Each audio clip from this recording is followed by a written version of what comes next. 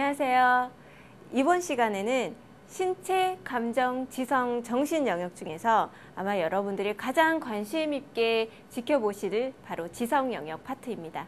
그래서 이 지성 영역은요, 다른 영역과는 다르게 항목이 좀 많습니다. 그래서 이번 시간을 조금 빠르게 진행을 해보도록 하겠습니다.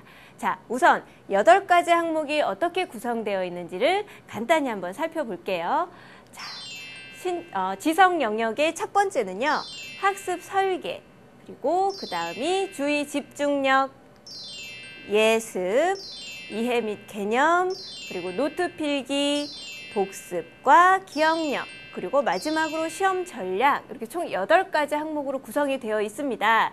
여러분들께서 잘 보시면 이 순서가요, 다 의미가 있습니다. 그래서 이 순서대로 앞으로 차근차근 진행을 해볼 텐데요. 가장 먼저 이 학습 설계와 밀접한 관계가 있는 시험 전략 2가지를 묶어서 먼저 살펴보도록 하겠습니다. 자, 제일 먼저 학습 설계와 시험 전략. 우선 학습 설계라고 한다면요, 평소 학습 상황을 알아본다라고 보시면 되세요. 그래서 대부분의 아이들은요, 학습 설계에 대한 점수가 그다지 높지를 않습니다. 아이들이 실제 설계표를 짠다 하더라도 실행으로 옮기는데 만만치가 않거든요. 그 이유는 여러 가지가 있을 수 있겠는데요. 첫 번째는 본인의 학습 능력을 모른다라는 거죠. 지금 제가 말씀드리는 학습 능력은 예를 들어서 수학 10문제를 푸는데 몇 분이 걸리는지, 영어 단어 30개를 외우는데 몇 분이 걸리는지 평소에 그 타임 관리를 전혀 하지를 않았기 때문에 어떤 계획표를 세웠을 때 그걸 실행에 옮기는 데는 좀 많은 애로사항이 있게 되는 거고요. 한 번, 2번 해봤는데 이게 실천으로 잘 옮겨지지 않으면 어떻게 되냐면 쉽게 포기를 하게 되는 거예요. 그래서 아이들이 평소 학습 상황을 알아보는 것부터 어머님들이나 선생님들이 점검을 해주셔야 합니다. 그래서 일주일 동안에 어떤 패턴을 그려보게 하고요. 그 안에서 중점적으로 관리를 해주셔야 되는 것들이 바로 어떤 것이 있냐면 우선순위 관리입니다. 우선순위 관리는요, 내가 중요한 것, 또 하고 싶은 것, 해야 될 것, 이것들을 잘 구분을 해서 내가 공부가 가장 잘 되는 시간에 어떤 과목을 배치를 할 거고, 내가 좀 집중이 잘 안 되는 과목은 어떤 것을 해서 그 시간을 효율적으로 쓸 수 있는가라는 부분에 대한 관리를 해야 된다는 건데, 이거는 솔직히 학생 스스로가 하기에는 누군가가 가르쳐주지 않았을 때는 상당히 힘든 부분이에요. 그래서 우리 어머님이나 또 실제 학교 현장에 계신 선생님들께서 많은 조언을 해주실 필요가 있는 거죠. 그리고 또 한 가지 시험 전략, 바로 시험 대비 학습 계획이지요. 그래서 평소에는 학습 어떤 설계를 짜지 않던 친구들도 어때요? 시험 2주 전, 3주 전, 또 이제 실제 고등학생들 같은 경우는 4주 전부터 시험 계획 대비 플랜을 짭니다. 그 짜는 방법이 올바른 방법으로 제대로 하는 아이들도 있겠지만 대부분의 친구들은 그냥 주먹구구식으로 하기 때문에 막상 실천까지 이어지는 게 쉽지는 않다라는 것이 현실이죠. 그래서 아이들 실제 지성 영역 그래프를 쭉 보시게 되면 이 학습 설계와 시험 전략에 대한 그래프 높낮이가 거의 비슷하게 가는 상황을 보실 수 있는데, 학습 설계 상황보다 시험 전략이 좀 낮게 나왔다면 이거는 좀 다른 문제가 있겠죠. 왜? 평소보다 시험 대비가 낮게 나왔다라는 거는 이해가 되질 않잖아요. 대부분 평소에는 안 짜더라도 시험 때는 짤 텐데, 그죠? 그래서 학습 설계와 시험 전략을 비교를 해봤을 때 만약에 시험 전략이 학습 설계보다 점수 그래프가 낮게 나왔다면 한 가지 반드시 의심을 하셔야 되는 게 있습니다. 그게 바로 뭐냐면 시험 불안이에요.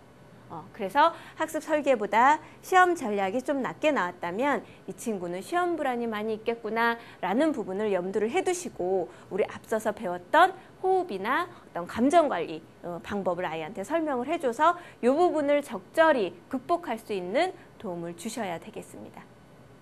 다음으로는요, 어떻게 보면 학습의 시작이라고 할 수 있는 주의 집중력입니다.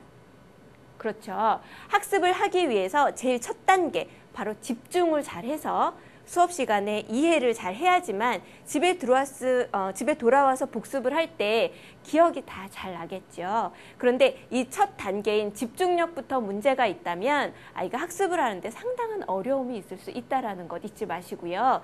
집중력이 낮은 아이들을 어떻게 그러면은 우리가 도와줄 것인가 라는 부분입니다.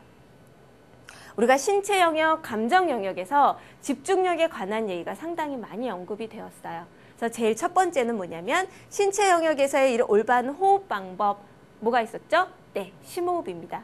그래서 이런 신체 영역을 활용한 호흡 방법, 그 다음에 아이들이 지성 영역에서 집중을 잘 못하는 이유 중에 하나는 평소 감정 관리가 잘 되어 있지 못하기 때문일 수가 많거든요. 그래서 평소에 감정 관리를 잘 할 수 있는 방법들에 대한 것도 반드시 아이들하고 점검을 해서 그 조절하는 훈련법도 설명을 해주실 필요가 있는 거죠. 그래서 신체 감정이 다 따로 노는 게 아니라 다 연결이 되어 있기 때문에 한 가지를 설명을 하면 두세 가지가 다 같이 좋아지는구나 라는 부분을 아이가 느낄 수 있는 방향으로 상담을 해주시면 훨씬 효과적일 겁니다. 두 번째로는 만점 자세와 경청입니다. 아이들 실제 학교 현장에서 강의를 해보신 분들은 잘 아실 거예요. 수업 한 10분, 15분만 딱 해보면 와, 저 친구는 공부를 잘하겠구나. 저 친구는 좀 아니겠는걸? 그런 게 한눈에 딱 보여진다라는 거죠. 무엇 때문에요? 네, 바로 그 학습을 하는 태도 때문에 그렇습니다. 바로 이 자세, 허리를 똑바로 세우고 앉는 이 만점 자세, 그리고 항상 선생님을 응시를 하면서 귀 기울여 듣는 경청. 실제 수업 시간에 충실하게 잘 듣는 아이는 이 만점 자세와 경청은 기본으로 몸에 배어 있습니다. 그래서 집중력이 낮은 아이들은요, 대부분 책상에 이렇게 엎어져 있잖아요. 그래서 그 자세부터 잡아주는 거 굉장히 중요한데 실제 만만치 않은 작업입니다. 그래서 어머님과 선생님, 아이가 하나의 어떠한 공통적인 그런 목표를 가지고 그 수업 시간에 혼자 공부하는 시간에는 허리를 꼿꼿이 세우고 앉아서 공부를 하는 방법, 또 수업 시간에 선생님의 말씀을 귀 기울여서 듣게끔 하는 경청, 이런 거에 대한 언급을 수시로 해주셔서 아이가 잊을만 하면 다시 떠오르고 실천을 해서 몸에 배일 수 있도록 도와주셔야 된다는 거고요. 마지막으로 예습하기라고 있는데요. 이 예습하기는 실제 수업 시간에 집중력을 높이는 데 상당히 도움이 많이 됩니다. 이 부분은 다음 예습하기 시간에 다시 한번 구체적으로 설명을 드릴게요. 자, 예습하기입니다. 제일 첫 단계, 예습하기의 첫 단계가 무엇인지 더 먼저 살펴보겠습니다. 바로 핵심어 찾기입니다. 여러분들께서 아이들한테 분명히 인지를 시켜주셔야 되는 부분이 뭐냐면요. 선행학습과 예습은 분명히 다르다라는 거죠. 저희가 여기에서 이야기하는 것은 선행학습이 아닌 바로 예습입니다. 다음 날 또는 다음 시간에 공부를 할 내용이 무엇인지 한번 점검을 해보는데요. 보통 아이들 예습을 평소에 하고 있다라고 하는 아이들을 질문을 해보면 대부분 하고 있는 방법이 눈으로 훑어보는 것 정도입니다. 그쵸? 교과서를 눈으로 훑어보기. 와, 이것만 해도 상당한 겁니다. 그것도 못하는 친구들이 굉장히 많이 있으니까요. 그런데 어차피 시간을 투자를 해서 예습을 한다면 그냥 눈으로 훑어보는 거에서 하나의 목적을 가지고 예습을 해보자라는 거죠. 그게 바로 핵심어 찾는 거입니다. 그래서 교과서를 읽을 때 이 부분에서 가장 중요한 게 무엇일까? 한 페이지 안에서 가장 중요한 문구 하나, 단어 하나를 찾아서 표시를 해놓고 수업 시간에 들어가는 거죠. 그게 예습의 첫 단계이면서 처음에 실행하기 좋은 가장 좋은 방법이에요. 여러 가지 단계가 있는데 그걸 다 실천을 하기에는 처음엔 너무 어렵습니다. 그래서 아이들한테 예습을 할 때는요, 반드시 핵심어를 찾아서 수업 시간 들어가기 전에 표시해 놓고 들어가는 것, 그것부터 실천을 하게끔 하면 실제 아이들은 굉장히 많은 것을 얻을 수 있습니다. 일단 핵심어를 찾았다면 어떻게 해야 될까요? 바로 수업 시간에 내가 찾은 핵심어와 선생님이 설명하는 핵심어, 중요하다라고 하는 게 동일한지 비교하면서 듣는 훈련. 이게 정말 큰 우리가 생각하지 못한 어마어마한 결과를 낳습니다. 자, 어때요? 내가 미리 공부하면서 핵심어를 찾았어요. 이게 중요할 거야 라고 했는데 수업 시간에 실제 선생님이 강의를 하시는데 내가 중요한 것들을 막 강조를 한다라고 생각을 해보자고요. 얼마나 재미있겠어요.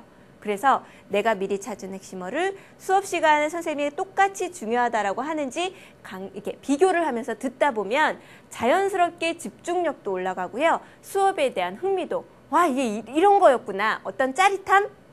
그걸 맞췄다라는 어떤 희열 이런 게 정말 생긴다니까요. 이거는 믿어보시고 한번 꼭 시켜보세요. 이렇게 해서 수업 시간에 비교를 하며 들으면 집중력도 좋아지고 수업에 대한 흥미도도 동반 상승된다. 그렇다고 우리의 이런 예습을 전 과목을 다 시킬 수 있느냐? 그건 현실적으로 굉장히 어렵습니다. 그래서 아이하고 잘 이야기를 하셔서요. 딱 한 과목부터 시작을 하시는 겁니다. 그래서 아이가 좋아하는데 처음에는 좋아하는 거에 비해서 성적이 잘 안 나오는 과목 이걸로 예습을 해보는 게 가장 좋고요. 또 한 가지는 국영수, 사과 주요 과목 중에서 한 과목을 정해서 조금 성적이 안 나오는 과목을 하시는데 너무 싫어하는 과목 있잖아요. 나는 이 과목을 쳐다보기도 싫어. 이런 것들은 예습을 해도 그다지 효과가 없더라고요. 그래서 아이랑 잘 합의를 하셔서 아이가 성적도 올려보고 싶고 나름 해보고 싶은 과목을 정해서 우리 어른들이 너 이거 해 이게 아니라 아이랑 적절히 합의를 해서 선택을 해서 단 한 과목만이라도 수업이 들어있기 전에 이런 과정을 통해서 직접 체험을 할 수 있게끔 도와주시는 거. 예습의 효과는 정말 상상 이상입니다. 반드시 꼭 실천을 해보셨으면 좋겠어요. 그 다음 이해 및 개념입니다. 이 이해 및 개념은요. 굉장히 예습하고 밀접한 관계가 있습니다. 그래서 여기 보시면 예습을 활용해라 라는 말도 있고요. 이 이해가 잘 된 것들을 우리가 암기를 했을 때 어때요? 기억이 잘 나게끔 되어 있어요.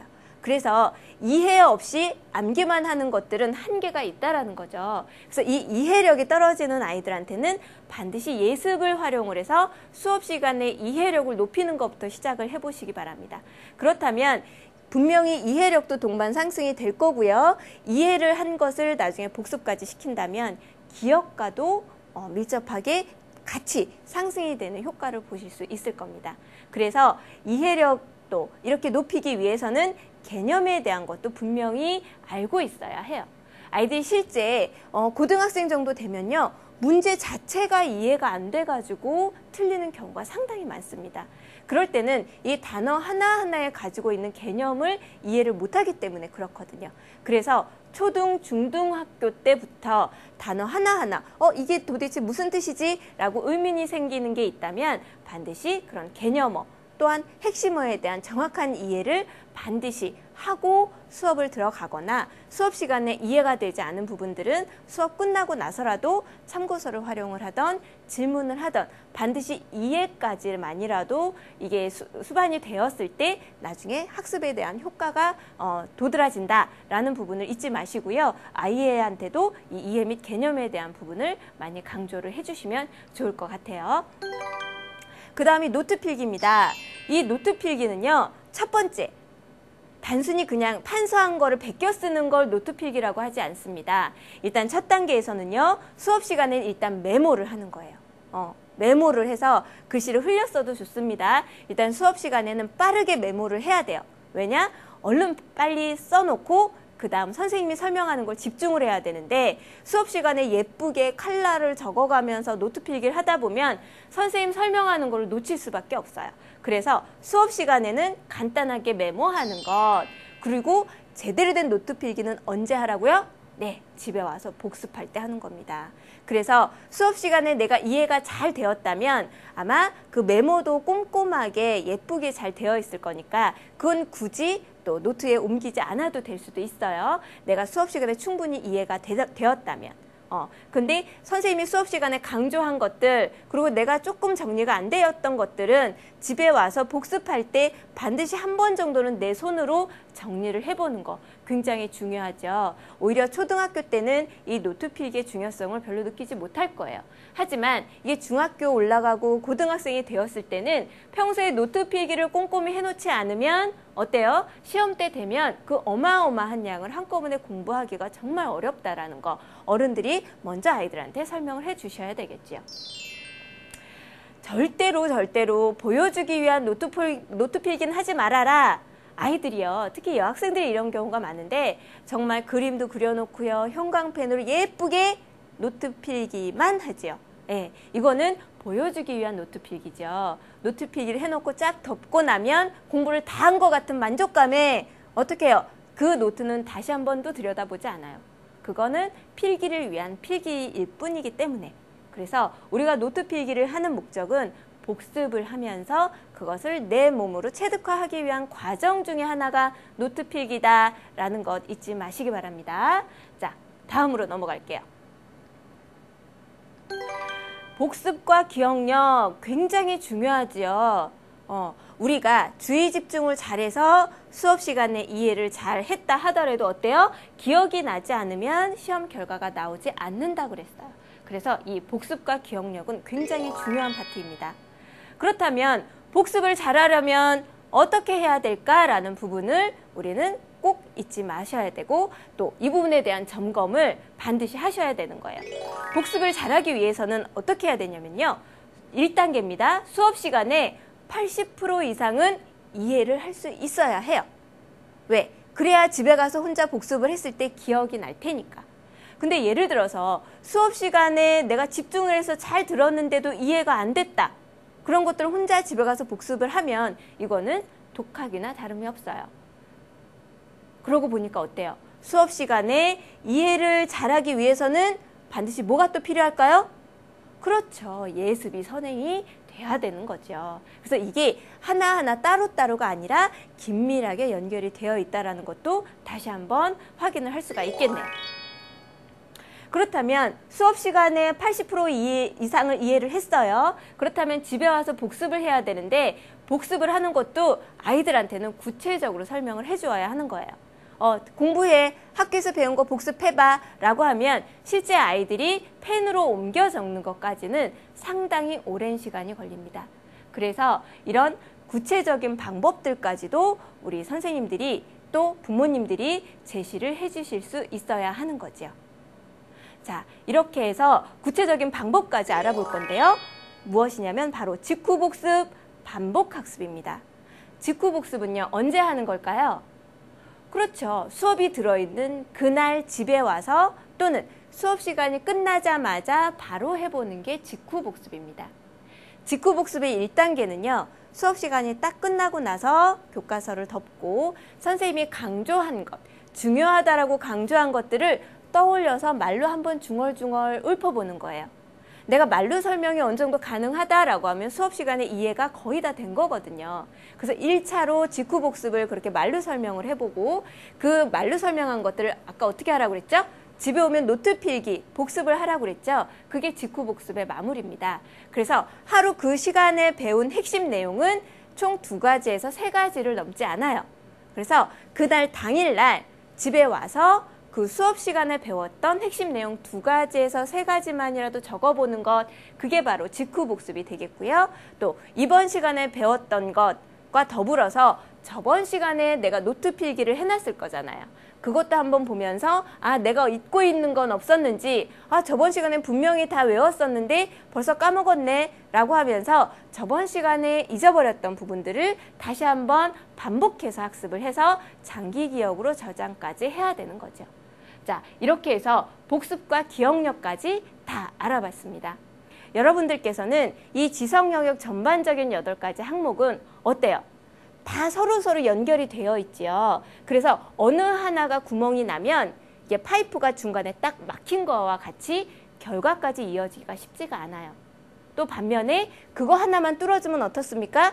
원활히 다 소통이 되겠죠. 그래서 아이들한테도 하나하나 따로따로가 아니라 하나의 과목을 딱 정했다면 그걸로 집중해서 예습을 하고 수업 시간에 잘 들어서 집에 와서 직후복습하는 것까지 하나의 목표를 정해서 꾸준히 실천할 수 있게끔 도와주시되 그것들을 일단 아이의 플랜 안에 딱 넣어주어서 그거를 매일매일 그 날마다 실천을 할 수 있게끔 도와주시는 거, 그게 어떻게 보면 가장 중요한 부분입니다. 자, 이렇게 해서 지성 영역 8가지 다 분석을 마쳤습니다. 다음 시간에는 정신 영역에 대해서 또 구체적으로 알아보는 시간을 가져보도록 하겠습니다.